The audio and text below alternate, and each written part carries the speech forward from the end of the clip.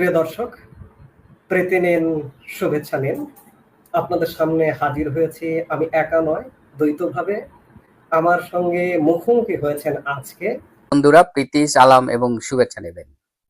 নির্বাচন হবে কি হবে না, এই অনিশ্চয়তা যেমন আছে, তেমন নির্বাচন কি আওয়ামী লীগকে বাদ দিয়ে হবে নাকি ইনক্লুসিভ হবে, সেই আলোচনা এবং সেটা নিয়ে পর্দার অন্তরালে কিন্তু এখনো অনেক কাজ চলছে। সুতরাং এই মুহূর্তে নিশ্চিত করে কিছু বলা যাচ্ছে না। এই অবস্থায় আপনারা নিশ্চয়ই খেয়াল করেছেন যে সারা বাংলাদেশ, সেনাবাহিনী বলেন, প্রশাসন বলেন, আইন শৃঙ্খলা বাহিনী বলেন, সব যেন একেবারে তারেক রহমানের দিকে হুমড়ি খেয়ে পড়ছে। এবং শুধুমাত্র বাংলাদেশের প্রশাসন বা বাংলাদেশ নয়, বাংলাদেশে যারা রয়েছেন বিভিন্ন বিদেশি দূতাবাসের কর্মকর্তারা কিংবা ইউরোপিয়ান ইউনিয়নের যারা রয়েছেন, তারাও একেবারে তারেক রহমানের দিকে ছুটে চলেছেন। তারই ধারাবাহিকতায় গতকাল দেখলাম যে ইউরোপীয় ইউনিয়নের একটি প্রতিনিধি দল জনাব তারেক রহমানের সাথে তার কার্যালয়ে দেখা করেছে। এবং সেখানে তাদের মধ্যে যে আলোচনা হয়েছে তার মধ্যে একটি গুরুত্বপূর্ণ আলোচনা হলো যে ইউরোপীয় ইউনিয়নের পক্ষ থেকে বলা হয়েছে যে নির্বাচনটি বাংলাদেশে 12ই ফেব্রুয়ারি হচ্ছে, সেটি যেভাবে একটা বড় স্টেক হোল্ডার, বড় দল আওয়ামী লীগকে বাদ দিয়ে করা হচ্ছে, তাতে এই নির্বাচনটি সর্বমহলে একদিকে যেমন গ্রহণযোগ্য হবে না, তেমন এটি বিতর্কিত হবে। এবং এই নির্বাচনের মধ্য দিয়ে যারা নির্বাচিত হবে তারাও বিভিন্ন প্রতিকূলতার মুখোমুখি হবে বলেই তারা মনে করেন। তো এই এই প্রেক্ষিতে জনাব তারেক রহমান বলেছেন যে তার দল, তার মা এবং তিনি দীর্ঘকাল ধরে একটি সুষ্ঠু নির্বাচন এবং একটি ইনক্লুসিভ নির্বাচনের জন্য আন্দোলন করেছেন। সুতরাং তারাও চায় যে বাংলাদেশে একটি ইনক্লুসিভ ইলেকশন হোক। এই 12ই ফেব্রুয়ারিতে আওয়ামী লীগ এবং কয়েকটি দলকে বাদ দিয়ে যে নির্বাচন হচ্ছে সেটি তারা আসলে চায় না। কিন্তু এ ব্যাপারে তাদের কিছু করার নেই, কারণ এই নির্বাচন আয়োজন করছে ডক্টর ইউনূস সরকার। এবং ডক্টর ইউনূস সরকার, আপনারা জানেন যে কোনো অবস্থাতেই আওয়ামী লীগকে নির্বাচনে জায়গা দিতে রাজি না। তিনি তাকে যেই বলে টেকনিক্যাল সমস্যা আছে, এবং তিনি আসলে খুব ভয় পান যদি আওয়ামী লীগ নির্বাচনে অংশগ্রহণ করে এবং নির্বাচনী ফলাফল যদি কোনো ক্রমে আওয়ামী লীগের দিকে যায়, তাহলে তার জান নিয়ে পালানোই মুশকিল হয়ে যাবে, এরকম একটা ভীতি তার মধ্যে কাজ করে। যাই হোক, যেটা শুরুতেই বললাম যে নির্বাচন হবে কি হবে না, ইনক্লুসিভ হবে কিনা, এটার জন্য আমাদের আরো অপেক্ষা করতে হবে। এই মাসটা অপেক্ষা করতেই হবে, অন্তত 20 তারিখ পর্যন্ত তো অপেক্ষা করতেই হবে। তো এই অবস্থায় আমরা যেটা দেখছি যে প্রশাসন বা সবাই তারেক রহমানের সামনে ঝুঁকে পড়ছে, তারেক রহমানের সামনে হাজিরা দিচ্ছে। এটা যেমন সত্যি, তেমনি যে নির্বাচনটি 12ই ফেব্রুয়ারি আয়োজনের চেষ্টা করা হচ্ছে, সেই নির্বাচনের বিভিন্ন পর্যায়ে এত এত অনিয়ম হচ্ছে যে এই নির্বাচনটি আর গ্রহণযোগ্যতার পর্যায়ে নেই, মানে গ্রহণযোগ্যতার ওই বিবেচনায় এই নির্বাচন থাকবে না। বিএনপির 30 জন প্রার্থী ঋণ খেলাপি, অথচ এই ঋণ খেলাপির জন্য কারো মনোনয়ন বাতিল হয়নি। একদম মানে আপনারা, অথচ জাতীয় পার্টির একের পর এক প্রার্থীর মনোনয়ন বাতিল হচ্ছে। একজন প্রার্থীর নাকি 2 মাসের কি একটা ইলেকট্রিক বিল নাকি বাকি, তার মনোনয়ন বাতিল করে দিয়েছে। তো যদি আইন অনুযায়ী জাতীয় পার্টির প্রার্থীর মনোনয়ন বাতিল করা যায়, তাহলে বিএনপির 30 জন স্বীকৃত ঘোষিত ঋণ খেলাপির মনোনয়ন কেন বাতিল করা হবে না, এটি নিয়ে প্রশ্ন উঠেছে। আরো সমস্যা হলো যে বিএনপির অনেক ক্যান্ডিডেটই দ্বৈত নাগরিকত্বের অধিকারী। তো বাংলাদেশের সংবিধানের 66 ধারার 2 গ অনুচ্ছেদে খুব স্পষ্ট করে বলা আছে যে দ্বৈত নাগরিকত্বের অধিকারী যারা, তারা এমপি ইলেকশন করতে পারবে না। তো এখন এই যে যারা দ্বৈত নাগরিকত্ব, ইভেন এই যে ধরেন ইউকে বিএনপির সদ্য প্রাক্তন সভাপতি মিস্টার মালেক, তাকে সবাই চেনেন। এই মিস্টার মালেক এখনো ব্রিটিশ নাগরিক। তিনি সিলেট 3 আসন থেকে নমিনেশন পেয়েছেন বিএনপির। এবং যারা বিএনপির দ্বৈত নাগরিকত্বের অধিকারী, এরা কেউ কেউ বলতেছেন যে তার আইনজীবীর প্যাডে লেখাচ্ছে যে তার নাগরিকত্ব বাতিল প্রক্রিয়াধীন। কিন্তু আমাদের সংবিধান যদি আমরা মানি, তাহলে এই সুযোগ নাই। একদম মানে বিদেশি নাগরিকত্ব ত্যাগ করতে হবে এবং সেই ত্যাগ করার একটা অফিসিয়াল ডকুমেন্ট নির্বাচন কমিশনে জমা দিতে হবে। কিন্তু ব্রিটিশ সিস্টেমে নাগরিকত্ব সারেন্ডার করা এবং ফাইনালি স্বরাষ্ট্র মন্ত্রণালয় থেকে চিঠি পাওয়া, এটা কিন্তু সময় সাপেক্ষ। কেউ কেউ বলেন যে 12 থেকে 13 মাস পর্যন্ত সময় লাগে। তো সেই দীর্ঘ সময় সাপেক্ষ এখন মিস্টার মালিকের মতো যারা আছেন একাধিক দেশের নাগরিক, তারা কিভাবে নির্বাচন করবেন? এটা তো সম্পূর্ণ আইনের বরখেলাপ। এবং দেখা গেল যে নির্বাচনে হেরে গেলেন, তখন আবার ওই অ্যাপ্লিকেশন উইথড্র করে নিলেন। তো এটা তো হয় না। এবং নির্বাচন এখন মানে পুরা জোর যার মুল্লুক তার, যা ইচ্ছা তাই অবস্থায় একটা নির্বাচন হচ্ছে। আপনারা দেখছেন স্বতন্ত্র প্রার্থীদের উপরে স্টিম রোলার চালানো হচ্ছে। আমি একটা ছোট্ট ভিডিও দেখাই, দেখেন এই লোকটাকে কিভাবে অপমান করে বের করে দেওয়া হচ্ছে।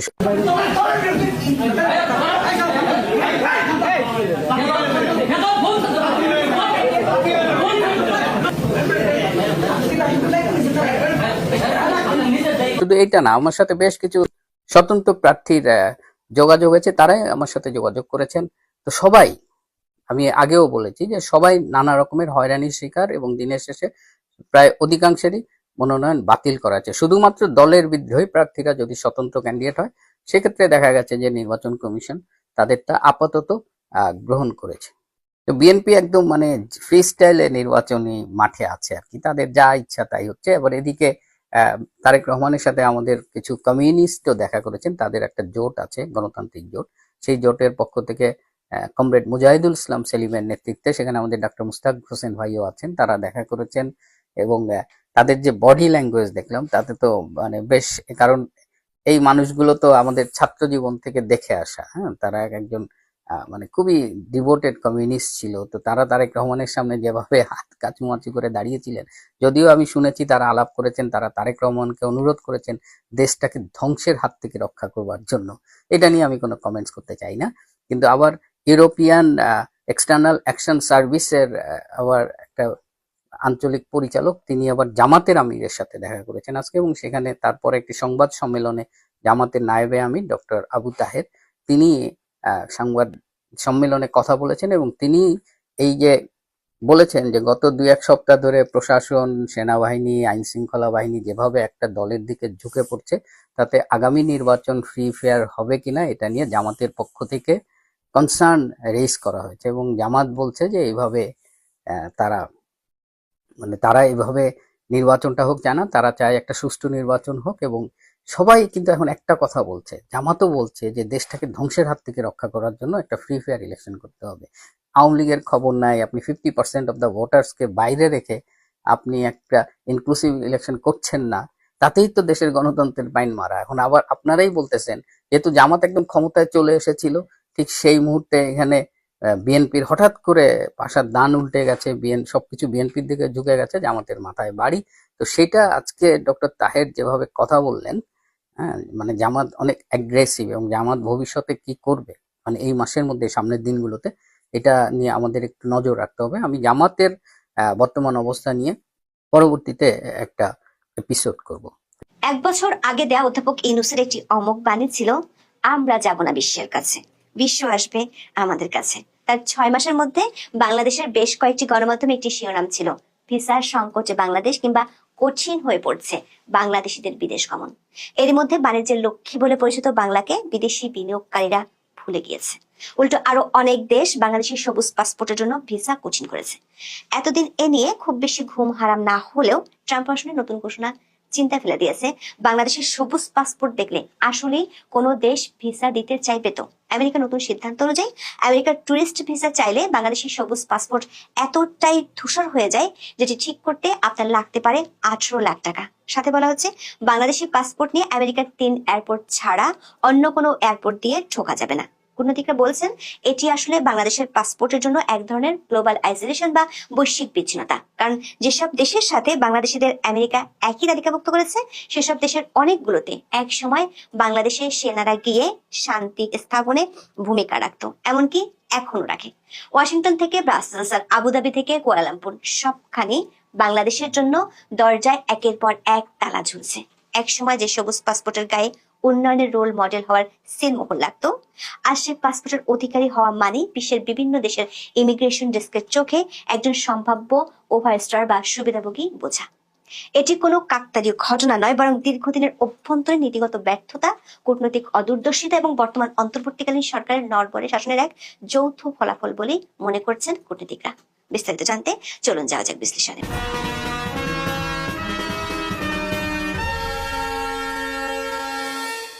যুক্তরাষ্ট্রের স্টেট ডিপার্টমেন্টের সাম্প্রতিক ঘোষণাটি বাংলাদেশের মধ্যবিত্তের জন্য বজ্রপাতের মতো এসেছে।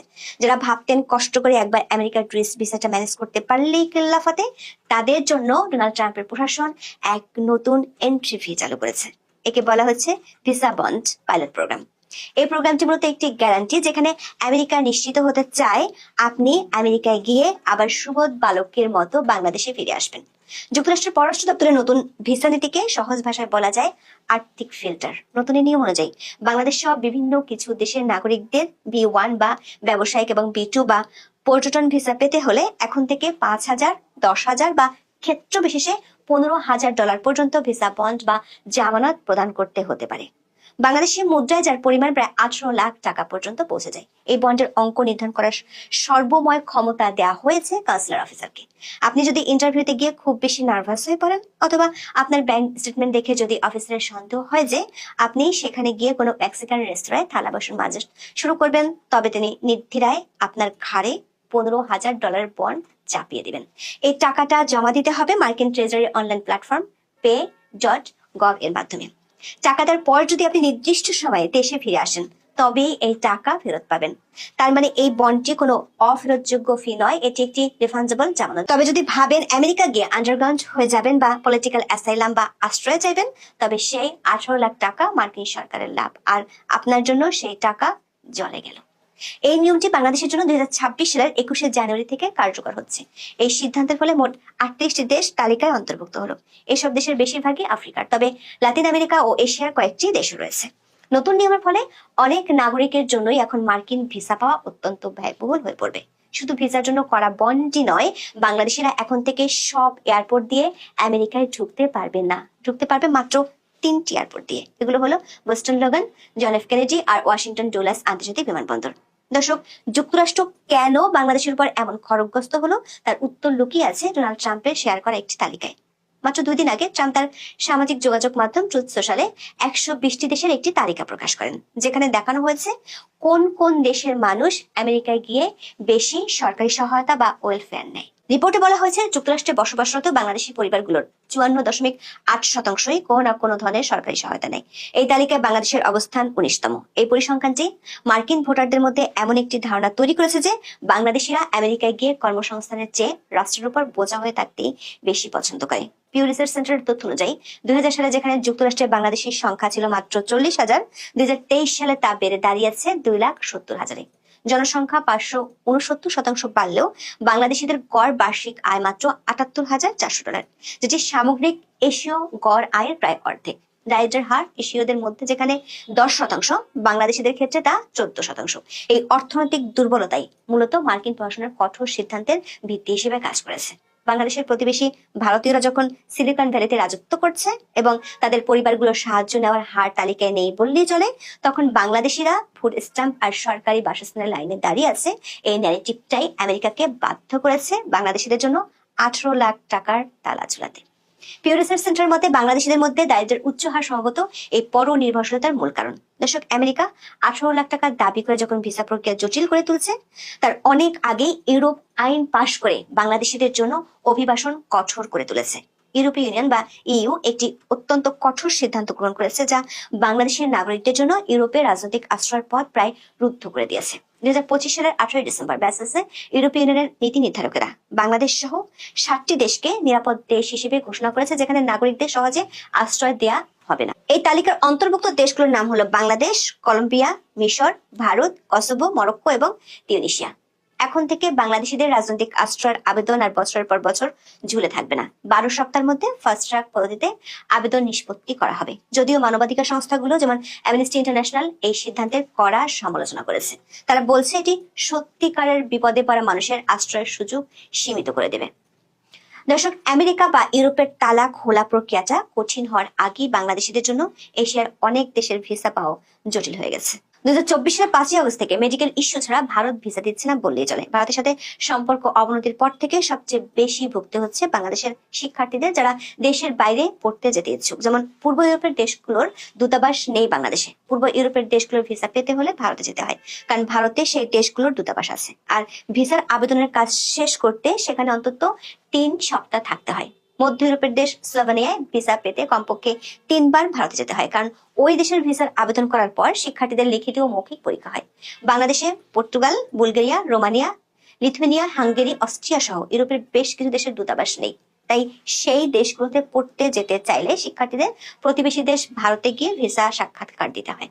ভারতের বিকল্প হিসেবে ইন্দোনেশিয়া এবং ভিয়েতনামের দূতাবাস থেকে কিছু দেশের ভিসা আবেদনের ব্যবস্থা করা হলেও এই 2 দেশের ভিসাও বাংলাদেশিদের জন্য সীমিত হয়ে গেছে। বাংলাদেশ প্রতিদিনের এক রিপোর্টে বলা হয়েছে 2024 সালের ডিসেম্বরে ভারতের ভিসা সীমিত থাকায় ইউরোপিয়ানভুক্ত দেশগুলোর ভিসা সেন্টার দিল্লি থেকে অন্য দেশে সরাতে কূটনীতিকদের অনুরোধ জানিয়েছেন বাংলাদেশের অন্তর্বর্তী সরকার প্রধান উপদেষ্টা। 3 মাস পর মার্চ মাসে ঢাকা থেকে 9টি দেশের ভিসা প্রক্রিয়া শুরু হয়, কিন্তু সেই দেশগুলো থেকে ভিসা পাওয়ার ক্ষেত্রে জটিলতা আরো বেড়েছে। দর্শক, এশিয়ার ছোট ছোট দেশগুলো এখন বাংলাদেশের পাসপোর্ট দেখলে আটকে উঠছে। 2025 সালের জানুয়ারি থেকে টুরিস্ট ভিসা দেওয়া পুরোপুরি বন্ধ রেখেছে ভিয়েতনাম। এর কারণ হচ্ছে দেশের অভিযোগ, পর্যটক হিসেবে গিয়ে অনেকে আর বাংলাদেশে ফেরেনি। মানব পাচারের রুট হিসেবে ব্যবহৃত হওয়ার ভয়ে অন অ্যারাইভাল ভিসা বন্ধ রেখেছে ইন্দোনেশিয়া। থাইল্যান্ডে আগে ই ভিসা হতো 5 দিনে, এখন লাগে 50 দিন। সংযুক্ত আরব আমিরাতে বর্তমানে দিনে মাত্র 30 থেকে 50 জনকে ভিসা দেওয়া হচ্ছে। ওমান 2023 সাল থেকে শ্রমিক নেওয়া বন্ধ করেছে, আর মালয়েশিয়ার বাজারও বর্তমানে বন্ধ রয়েছে।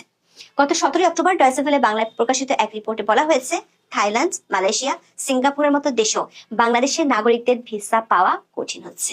সেসব দেশে বাংলাদেশের পাসপোর্ট যেন এখন চরম অবহেলার বিষয়। প্রশ্ন উঠেছে, একে একে কেন আমেরিকা থেকে ইউরোপ আর এশিয়ার দেশগুলোতেও বাংলাদেশিদের ভিসা দিতে নাক ছিটকাচ্ছে? কেন দুনিয়ার সব দেশ মিলে একসাথে বাংলাদেশের পাসপোর্টের উপর খড়গহস্ত হচ্ছে?